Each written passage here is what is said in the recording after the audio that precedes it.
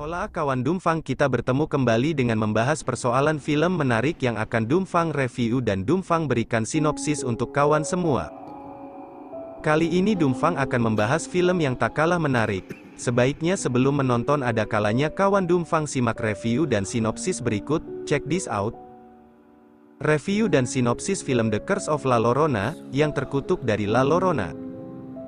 Mengabaikan peringatan menakutkan dari seorang ibu bermasalah yang dicurigai membahayakan anak-anaknya, seorang pekerja sosial dan kedua anaknya yang masih kecil segera terlibat dalam masalah gaib yang menakutkan.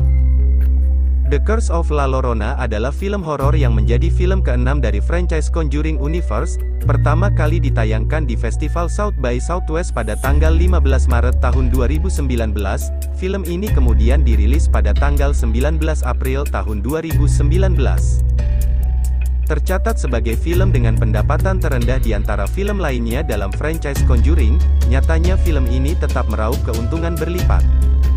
Apakah film ini menawarkan keseraman menegangkan seperti film Conjuring lainnya? Simak ulasan kami berikut ini. Sinopsis Meksiko, tahun 1673, sebuah keluarga bermain di padang luas, saat anak terkecil mencari keberadaan anggota keluarga lainnya, dia melihat ibunya sedang berusaha menenggelamkan kakaknya. Dia lari, tapi terkejar oleh ibunya, kemudian dia ditenggelamkan juga. Los Angeles, tahun 1973, seorang pekerja sosial bernama Ana Tate Garcia menyelidiki kasus Patricia, seorang ibu dengan dua anak kecil. Mengunjungi rumah Patricia bersama seorang polisi, Ana menemukan kedua anak Patricia dikunci di dalam lemari sempit. Patricia dibawa ke kantor polisi dan kedua anaknya dibawa ke tempat penampungan anak. Malam itu, kedua anak Patricia terbangun dari tidur dan bertemu dengan hantu wanita dengan jubah putih di selasar penampungan. Ana dikabarkan oleh polisi bahwa mereka menemukan mayat kedua anak Patricia tenggelam di danau.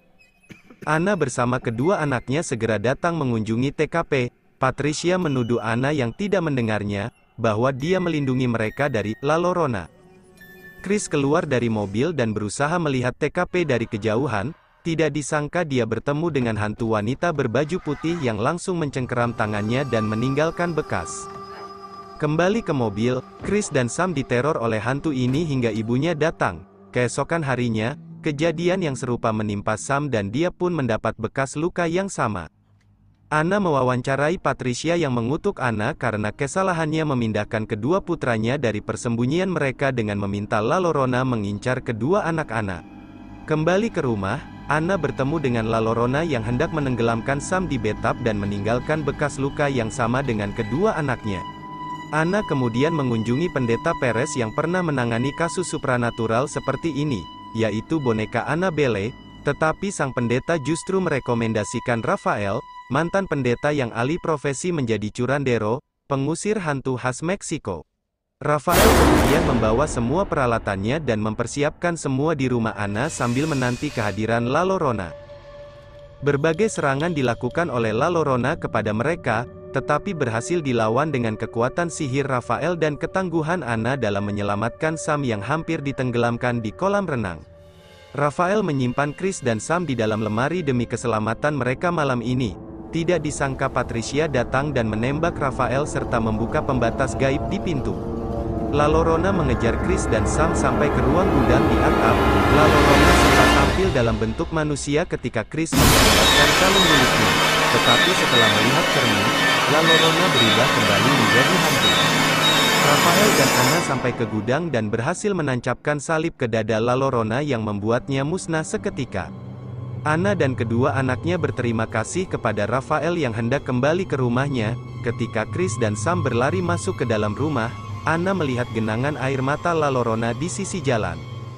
Alur cerita yang tidak misterius.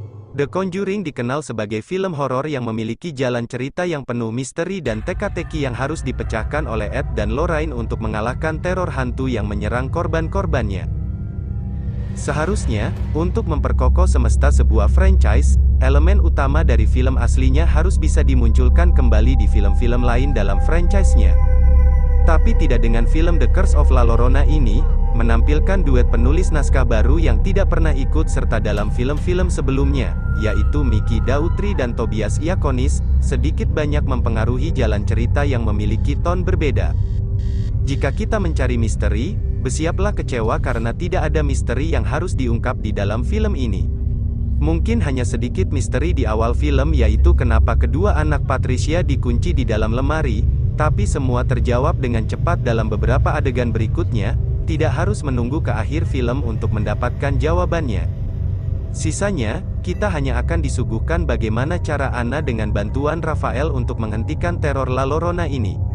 Nuansa horor yang kurang seram. Meski kurang fasih bercerita, setidaknya nuansa horor yang disajikan oleh sutradara Michael Chaves dalam film debutnya ini mendekati film-film lainnya dalam semesta Conjuring. Sinematografi gelap dan kelam tersaji dengan baik.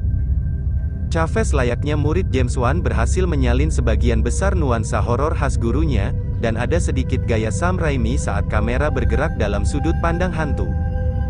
Apakah banyak adegan mengejutkan di film ini? Meski hantunya tidak terlalu menyeramkan, tapi setiap kemunculannya pasti bisa mengagetkan. Tentu saja kita mengharapkan inovasi baru tentang kemunculan hantu yang belum pernah kita saksikan di film-film horor lainnya, dan film yang berlokasi di Los Angeles ini bisa menjawabnya dengan cukup baik, meski tidak sempurna.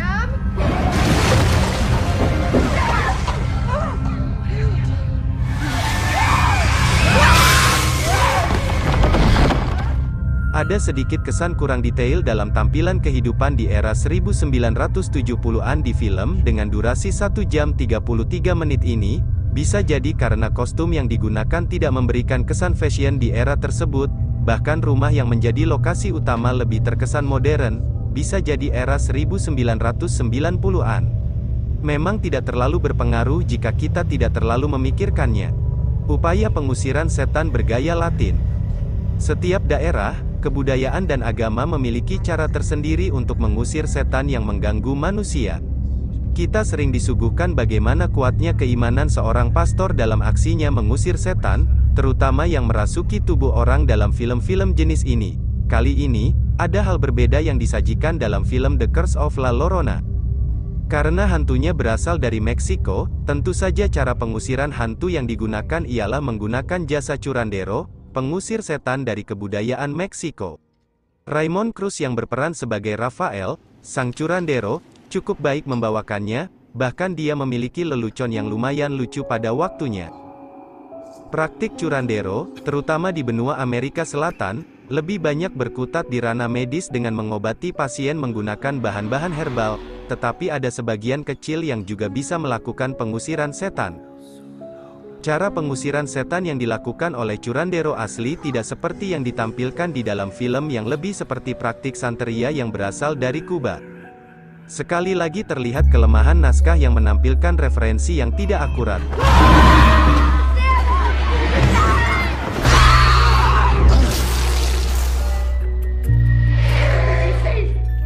Diceritakan La Llorona berasal dari Meksiko tapi diusir dengan menggunakan praktik santeria khas Kuba yang disalahartikan di dalam film dilakukan oleh seorang curandero.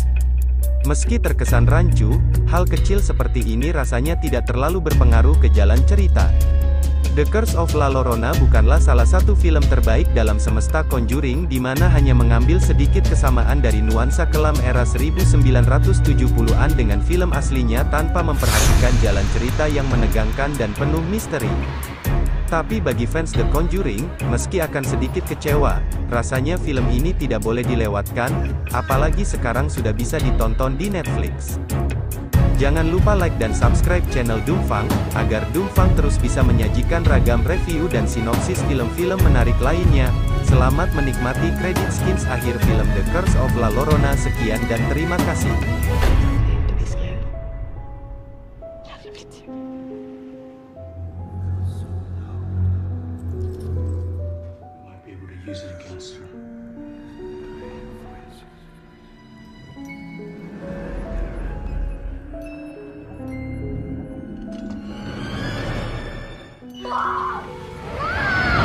Ethan, back to me. Please. No!